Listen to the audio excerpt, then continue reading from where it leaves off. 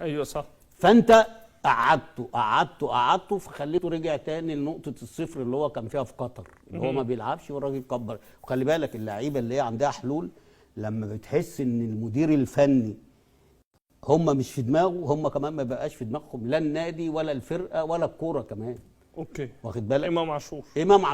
امام عاشور بدا وحش جدا، سيبك بقى من اي كلام. قعد لغايه نص الدور الثاني السنه اللي فاتت، الدور الاولاني. بعد كده بقى بدا يتالق بقى بافريقيا، بدا يبقى احسن لما كان في الزمالك، لان في الزمالك كان بيجري ويقطع ويجيب فين وفين جون. واخد بالك؟ انما في النادي الاهلي في كل ماتش بيهدف، يا بيعمل يا بيهدف يا بيصنع، يا بيهدف يا بيصنع. فالسنه اللي فاتت انا بعتبر ان امام عاشور دي بدايته. وهتقول لي لسه ما جاش مستوى، لا هو بقى مستواه اعلى من النادي الزمالك، لان هنا دلوقتي فرقه كامله بتعتمد عليه، يا اما في احراز الاهداف يا اما في صناعه الاهداف. فعشان كده امام الفتره يحمد ربنا ان هو ما لعبش في الفتره بتاعت الراجل ده، لان هو كان هيلعب بكل حاجه بس كان هيبقى شكلهم، لان الراجل بياخد اوامر وبيحط التشكيل اللي هم عايزينه مش اللي هو عايزه. وانا قلت الكلام ده. الراجل ده خلينا اكمل بقى عشان الراجل ده انا بقول لك اتظلم، هو قليل فنيا وكل حاجه، بس اللي كان بيحصل في الملعب وفي التغييرات وان يلاعب ده ويلاعب ده، بدليل ان هو لما لاعب الشناوي لعبه بالامر، ما لعبوش بمزاجه، لان هو اصلا بيحب شوبير. ازاي يا كابتن؟ ده مصطفى شوبير عمل غلطات. لا هو كان في لا مالهاش علاقه. ما ماشي، ما هو غلط يا كابتن رضا. لا مالهاش علاقه. يعني انت روبيرو ده ما خدش فرصه في النادي الاهلي؟ لا ازاي يا كابتن؟ ده بعد كاس العالم كان لازم يمشي.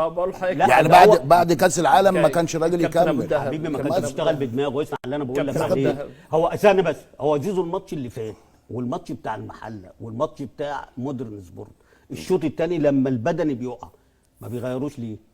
ما هي دي بقى كان شخصيته. لا خاف يابا، لان هم قالوا له ده ما يطلعش. اسمع ماشي، ده ما يطلعش. كابتن فيما يخص الشناوي كان لازم هيلعب ماتش المحله وماتش بيراميدز علشان قبل المنتخب.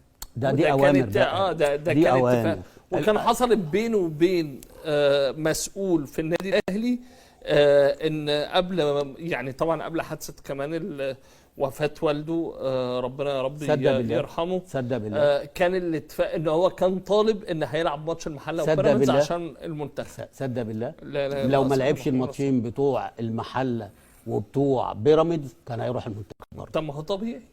فما قالولش رقم واحد في مصر. لا ما اختلفتش معاك، بس هي المشكله في ايه؟ ان هنا الضغط على المدرب ان لازم يلعب. وانا بقول لك اهو ان لعب ما لعبش حسام حسن واخده هيلعب. طب ما هو طبيعي. واخد بالك؟ في النهايه حتى لو اتضغط على المدرب. لا هو مش طبيعي. لا ده محمد الشناوي يا حبيبي. لا خلاص بقى. لا خلاص هو الكلام ده محمد الشناوي. لا يا حبيبي في دلوقتي حراس. انت دلوقتي ايوه بس هو رقم واحد. لا يعني في حراس مميزين، ده ما يقلش. انت عارف شوبير، انا بكلمك بقى بالامانه. شوبير لو ما غلطش الغلطه الثانيه اللي هو في الماتش اللي هو بتاع فاركو، الشناوي ما كانش هيشمها في النادي الاهلي. انا بقول لك كلامه، وانا قلت لك الكلام ده لو تفتكر قبل الدوري. تمام. وقلت لك وانت قلت لي على مسؤوليتك، قلت لك على مسؤوليتي، قلت لك دي معلومه، قلت لك معلومه. ماشي. هو الشناوي كان هيلعب ماتش المحله وبيراميدز ايا ما كان بقى. لا. مصطفى غلط ما غلطش. لا هو الضغط بعد ما مصطفى شوبير غلط كان يعني قعد مع مسؤول ولو اصل المسؤول والجزئيه اللي حضرتك يعني هو فعلا